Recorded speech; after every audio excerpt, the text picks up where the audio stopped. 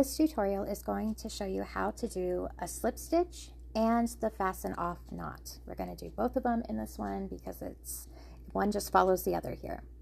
So I have here my 12 double crochets that I've done inside of a magic ring. My magic ring is still open, it's not tight, and I have to now close it and tighten it.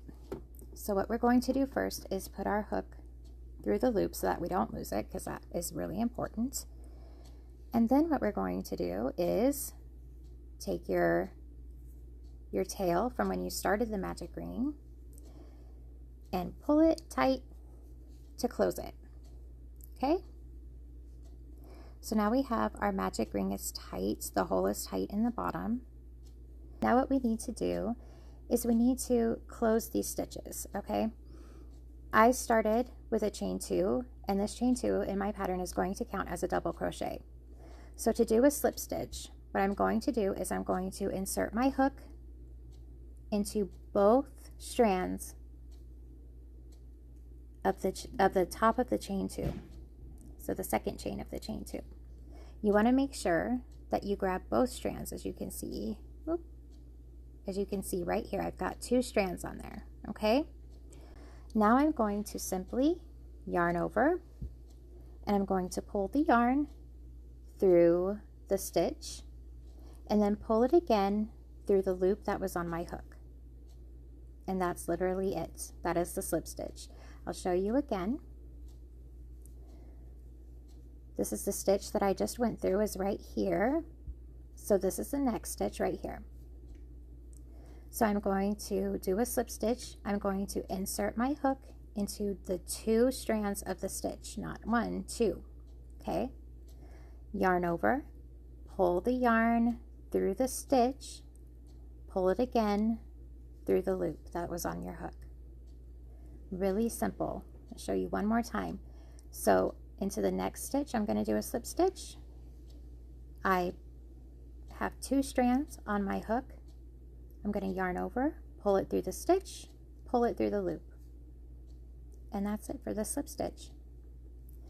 Now I'm going to pull out a couple of these back to where I initially connected the end of the magic ring to the beginning chain. Okay, now what we're going to do is, on my pattern, I'm supposed to fasten off and switch colors at the end of row 1. So this is the end of my row 1. Now I need to fasten it off. Obviously, to fasten off, you're going to need to cut the yarn. So we need scissors. And to cut the yarn, we want to make sure that we leave enough of a tail that we can weave in as we're going along through the next row. Okay? So you want to leave a little bit of length, like that, to make sure that you can have enough length to weave it in.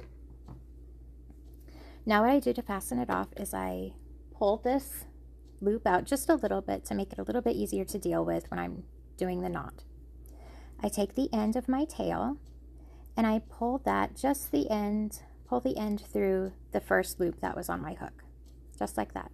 And as you can see, by doing that, it creates another loop. So now I have 2 loops on my hook. There we go.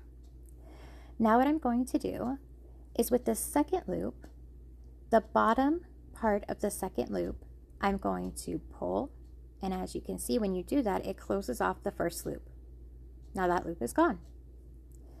Now what I want to do is take the end of the tail again, turn it around, and put it through the middle of the loop that's remaining. Okay? When you do that, you can just pull the tail, and it knots the yarn for you.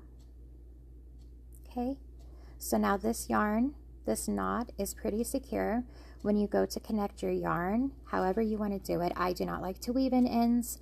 So when I connect my yarn and I start working on the next row, I will be holding this yarn up like this, and as I go along, it will weave in this end. Or if you hate doing that, or it's too cumbersome or too many moving parts, you can just sew it in at the end. However you want to do it.